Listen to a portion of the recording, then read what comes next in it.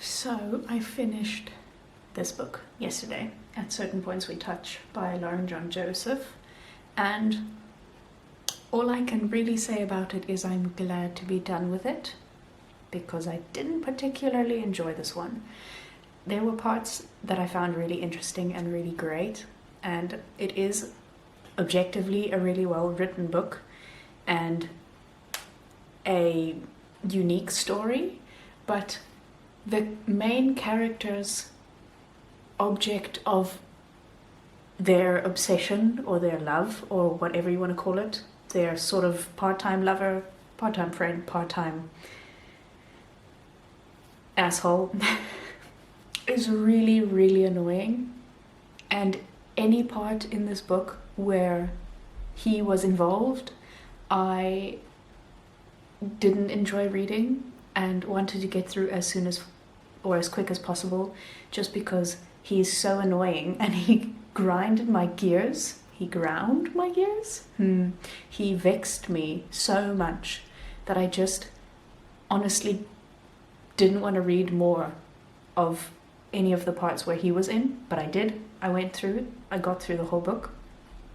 And I must say, the parts where that character is not in it, even though he is still mentioned all the time, even though he is still basically the whole point of why the main character is telling the story, the parts where he wasn't physically in the story were so much better, were so much more enjoyable, and so much just more pleasant to read, to be honest.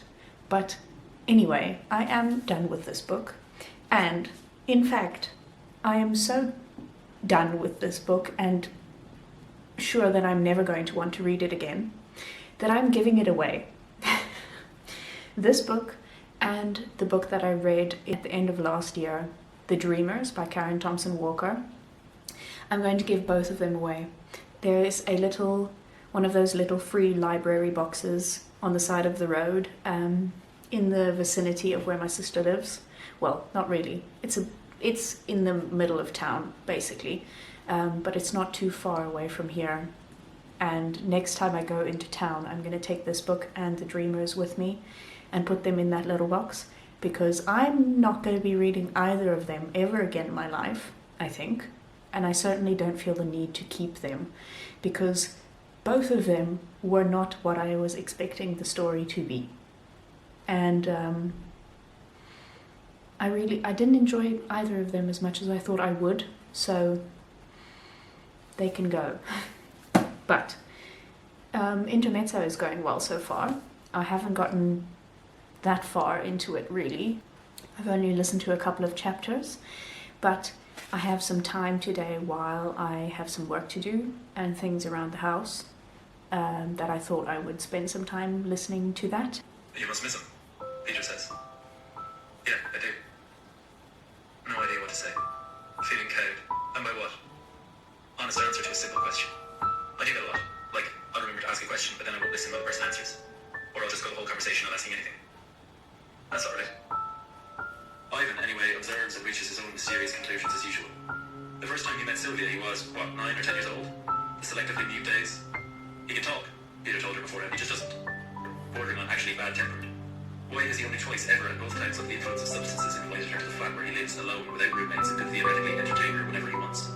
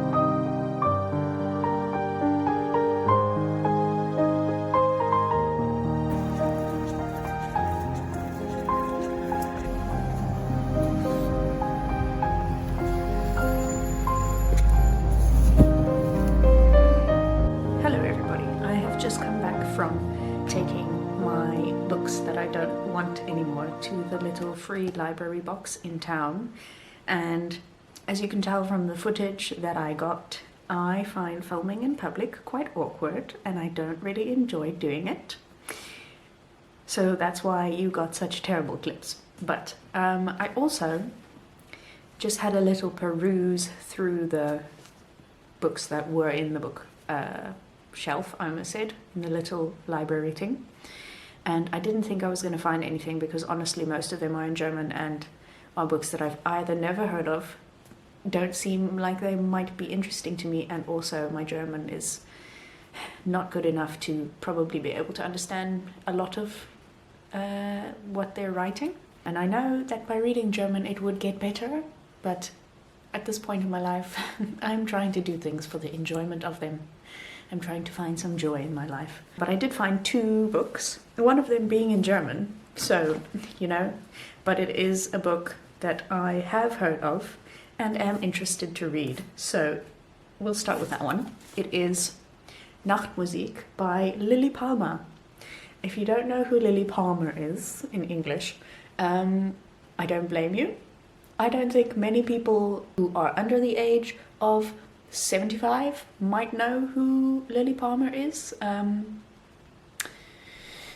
She was an actress in the 50s, a German actress, but she did a lot of English films. She left Germany during the Second World War and moved to England, I believe. She was married to Rex Harrison, if that rings a bell. He was also an actor. The film of hers that I've seen was from the 50s, but I know she did many other films. And she also wrote books, and so this is one of her novels. I don't really know what it's about, but I saw this novel and I thought, well, I'm gonna take it and give it a go, because I have wanted to read Lily Palmer's writing, because I find her a very interesting person. And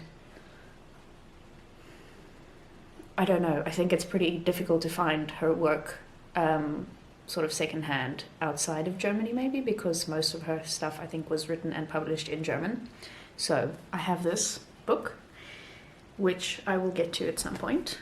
Luckily, this library has no return policy. It's basically you bring books and you take books. And then the other one, which I just grabbed because it was the only one that I saw there that was in English. And I don't really know that I would have particularly read this book anytime soon in my life if I had not found it there by accident. It is The Scarlet Letter by Nathaniel Hawthorne, upon which obviously I think the film is based. Did they make a film, The Scarlet Letter? I'm sure they did. But yes, this is a very dusty book. It's got some dust on it. I mean, it's a very well-known book. It's a classic for a reason. Penguin Popular Classics, it says. So it's popular too, according to Penguin. And I don't really know much about this book other than that it's a classic. So I picked it up. I don't know when I will get around to reading this one, and whether when I'm finished reading it I'll probably just take it back to that library box, because I don't think I will be wanting to keep it. But you never know, I might be surprised and be really intrigued. So I was listening to Intermezzo while I walked to the little library box and back. I've never read anything Sally Rooney has written before, and I understand why people like her writing so much, because she is very good at writing about relationships, but not only the romantic kind, also friendships and familial relationships. And from what I've read or what I've listened to of this story so far, she's also really good at dealing with grief and loss in her work. And I don't know, the way that she writes people's interactions with the other people in their lives and sort of their internal dialogue, or their internal monologue probably, is really good. So I really understand why she is such a popular writer, and I do think I will be picking up more of her works in the future. I'm almost halfway through Intermezzo. It's a very long audiobook. This will be the longest audiobook I've ever listened to. I think it's 16 hours long. I listen to my audiobooks on 1.5 speed because otherwise it would really take me 16 hours to listen to it, and no. And also I find a lot of audiobook readers, what do they call them? Audiobook narrators, that's the thing I was looking for, read quite slowly. And obviously that is so that you can actually hear what they're saying and understand what they're saying and everything. But I find sometimes that they read too slowly, so I put my audiobooks on 1.5 speed.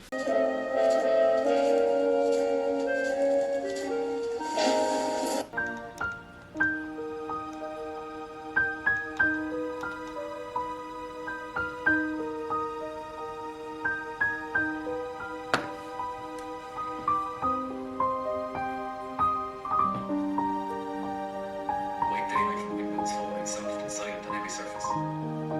She's at the table. Papers everywhere. Rises to her feet to see him, looking wan, he thinks, and happy. He takes her in his arms and kisses her. Yes, because his life is starting again. The words produce themselves. After what happened, I thought it was the only thing that made sense. I look a bit like a ghost, but I promise you I'm not. I've just finished listening to Intermezzo by Sally Rooney, and I very much enjoyed the book. It is, as I said earlier in this video, it is evident why people like Sally Rooney so much, because she is really a great writer and she is very good at exploring people's relationships with each other and how they can sometimes be difficult and what makes them difficult without making anyone the villain in any way, which I found very nice, very pleasant to read. I think I'm going to end the reading vlog here because I have been filming for this vlog for almost 2 weeks now, and actually for more than 2 weeks. And I would like to get it all edited together and ready for upload. So that's what I'm going to do now. Thank you all so much for being here. I hope you enjoyed the video, and I will see you again next week. Cheers.